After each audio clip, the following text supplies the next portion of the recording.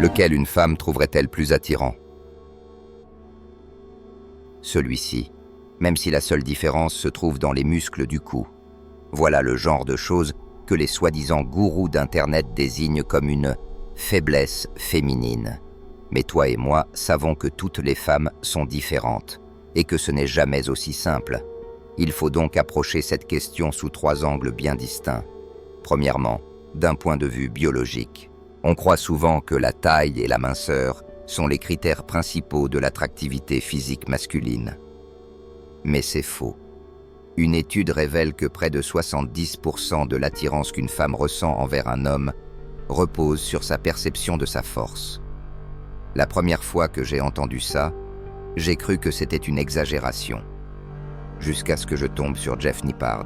Il a mené une étude sur 50 000 personnes et découvert que la capacité au développé couché était directement corrélée au nombre de partenaires intimes. Autrement dit, plus de plaques, plus de rendez-vous. Mais allons plus loin. En 2023, un groupe de femmes a été invité à concevoir sur ordinateur le physique masculin idéal à partir d'un prototype de base. Le résultat? Des lignes rouges représentant à quel point chaque partie du corps avait été modifiée. Plus la ligne rouge s'éloigne vers la gauche, plus la partie en question a été agrandie. Et devine quoi? Les épaules ont été modifiées en premier, loin devant. Ensuite viennent le torse, les jambes et même les fesses. Inutile de perdre ton temps à énumérer les exercices à faire pour développer ces muscles. Ce qu'il faut comprendre, c'est que posséder une musculature imposante n'est pas forcément avantageux biologiquement. Les muscles consomment des calories, même au repos. Ils sont donc coûteux à maintenir, et le corps ne les développe que s'il perçoit un réel besoin. Il faut donc lui envoyer ce signal, en augmentant l'intensité de ton entraînement, semaine après semaine. Utilise une application pour suivre tes séries, tes répétitions, tes charges, et vise chaque semaine un petit pas en avant. Deuxièmement, du point de vue psychologique, la stratégie d'accouplement dual met en lumière une réalité fascinante. Pendant la période fertile, les femmes sont davantage attirées par les hommes dominants et virils. Mais en dehors de cette période, elles privilégient ceux qui sont doux, attentionnés, protecteurs. Cela signifie que tu dois être les deux à la fois. Une étude récente a démontré que les femmes trouvèrent les hommes bien plus séduisants lorsqu'ils montraient une volonté de les protéger. Mais comment prouver cela concrètement? En te positionnant du côté extérieur du trottoir pour la protéger des voitures, en marchant légèrement devant elle dans les lieux bondés, en rapprochant sa chaise de la tienne au restaurant, ou même en la soulevant dans tes bras de temps en temps. Ce sont là des gestes de dominance subtils.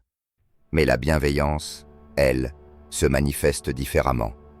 À l'université, j'avais un ami nommé David. Chaque fois qu'il entamait une conversation avec une fille, il notait ce qu'elle disait. Son encas préféré, un film qu'elle adorait, une chanson, un restaurant. Ainsi, quand il voulait lui faire une surprise, il savait exactement quoi choisir. C'est ça, le comportement nourricier. Et c'est aussi comme ça qu'il a construit une relation heureuse de 3 ans. Certes, ces attitudes mettent du temps à se construire, mais certaines choses activent presque instantanément un biais d'attraction. Et parfois, il s'agit juste de ton téléphone. Selon une étude de 2010 menée par l'application de rencontre OkCupid, les hommes possédant un iPhone avaient en moyenne 4 partenaires féminines de plus que ceux utilisant Android. Étrange? Pas tant que ça, car ce n'est pas le téléphone en soi qui attire, c'est ce qu'il symbolise. Statut élevé, ressources, pouvoir, des coupons de plaisir, comme dirait l'autre. Mais alors, comment afficher ces attributs sans paraître prétentieux? En comprenant le jeu de l'attention. Charles Derber, sociologue, décrit 2 types d'échanges dans les conversations: le soutien de l'attention et le transfert de l'attention. La différence? Qui capte l'attention pendant la discussion?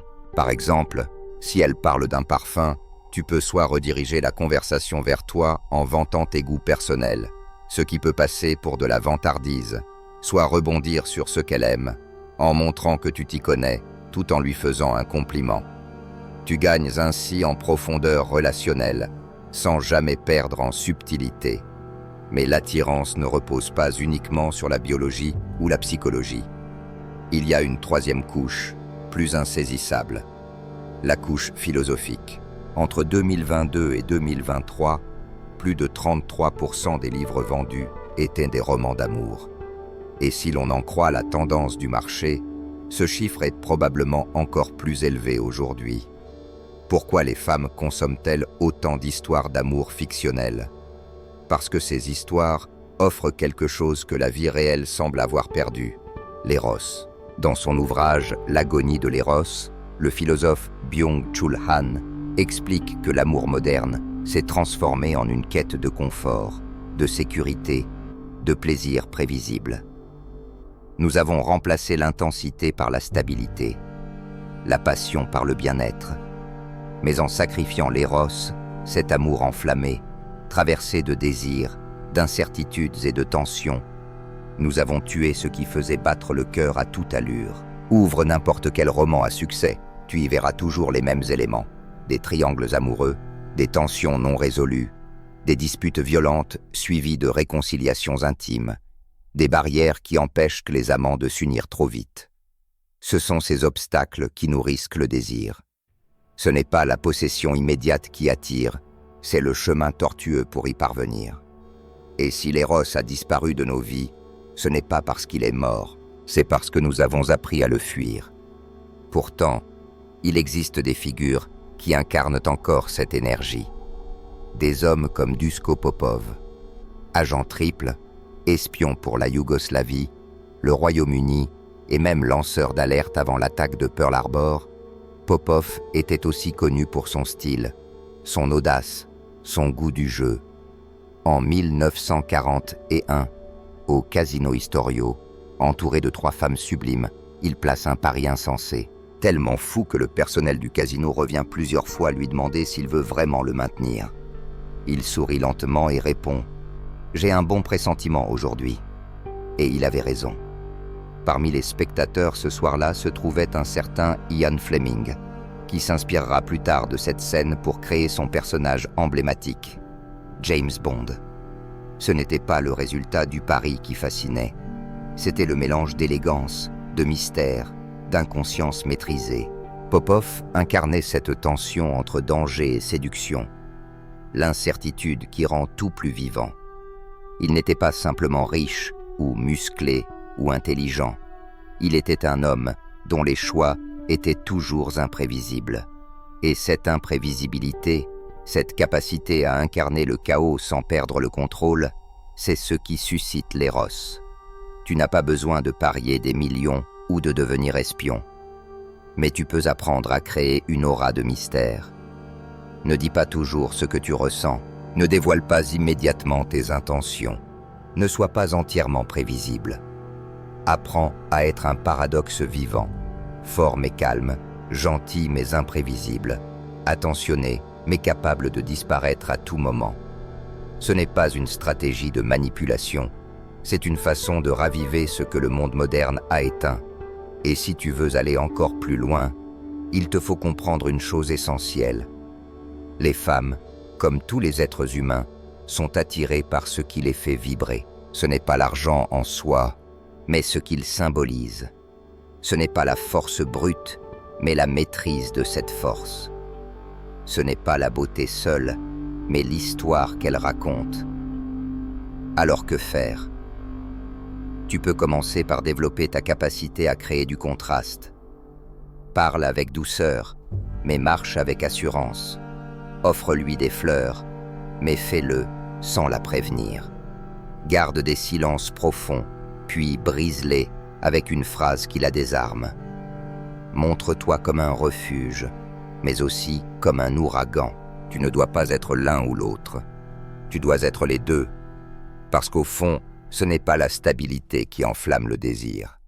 C'est le déséquilibre maîtrisé, le frisson d'un moment où tout pourrait basculer. Et plus tu acceptes cette dynamique, plus tu t'approches de la vérité cachée derrière ce qu'on appelle, à tort, une faiblesse féminine. Car cette vérité-là n'est pas une faiblesse, c'est une clé, une manière pour elle d'évaluer ce que peu de mots peuvent exprimer, l'intensité, la profondeur, la tension vitale qui émane de toi. Regarde autour de toi. Les hommes les plus attirants ne sont pas forcément ceux qui crient leur succès, mais ceux qui semblent porter un monde entier en silence. Ils entrent dans une pièce et quelque chose change. Pas parce qu'ils sont bruyants, mais parce qu'ils sont ancrés. Ils ont vécu, ils ont perdu, ils ont gagné. Et ils n'ont pas besoin de te le dire, parce que tu le sens. Voilà le secret. Ne cherche pas à impressionner, cherche à incarner. Ne joue pas un rôle. Deviens l'homme que tu prétendais être. Les épaules larges ne sont pas juste une question de génétique, mais une promesse silencieuse que tu peux porter ce qui vient. Le torse fort n'est pas qu'un critère esthétique, mais le reflet d'une capacité à faire face. La démarche assurée n'est pas un style, mais un témoignage. Tu sais où tu vas, même si le monde autour de toi tremble. Et cela, les femmes le sentent. Elles n'ont pas besoin de comprendre chaque mécanisme biologique, chaque biais psychologique, chaque archétype philosophique. Elles lisent entre les lignes, dans tes gestes, tes silences, tes choix. Et toi, si tu veux parler leur langage, apprends à raconter une histoire sans mots, offrir une présence qui dit « Je ne suis pas parfait, mais je suis réel, je suis complexe, je suis capable de douceur, mais je peux aussi être un loup. » Et c'est cette dualité qui réveille l'éros. Pas les phrases toutes faites, ni les stratégies toutes mâchées. Juste l'authenticité d'un homme qui n'a pas peur d'exister tout entier. Alors, au lieu de chercher à décocher des flèches dans le noir, construis ton arc. Renforce ton corps non pour plaire, mais pour incarner la discipline. Affine ton esprit non pour séduire, mais pour comprendre. Élargis ton univers non pour te vanter, mais pour partager. Et sois prêt à perdre. Car la vérité, c'est que l'éros ne se donne qu'à ceux qui acceptent de ne rien contrôler. Tu peux apprendre tous les schémas, lire toutes les études, citer tous les philosophes, mais à un moment donné, il faudra que tu sautes, que tu prennes le risque d'aimer sans garantie, de désirer sans certitude, de dévoiler ton feu, même si elle peut s'en brûler. C'est cela, l'ultime paradoxe. Les femmes sont attirées par ce qui peut les blesser, mais aussi les protéger. Et toi, tu es l'interface entre ces deux mondes.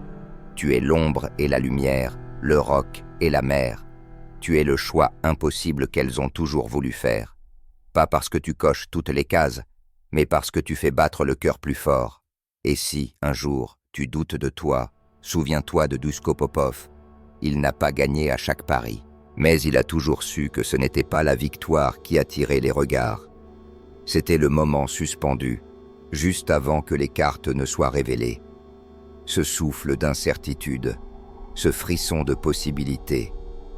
Alors, deviens cet homme-là, celui qui ne promet rien, mais qui incarne tout, celui dont la présence seule suffit à faire vaciller les certitudes, celui dont on se souvient, non parce qu'il a parlé fort, mais parce qu'il a vécu avec intensité. Et peut-être qu'un jour, sans que tu t'y attendes, elle te regardera et dira tout bas « Je ne sais pas pourquoi, mais avec toi, je me sens vivante. » Et à cet instant, tu comprendras que ce que les gourous appelaient une faiblesse féminine n'était en réalité qu'un miroir, le reflet de ce qu'elles cherchent à réveiller chez toi.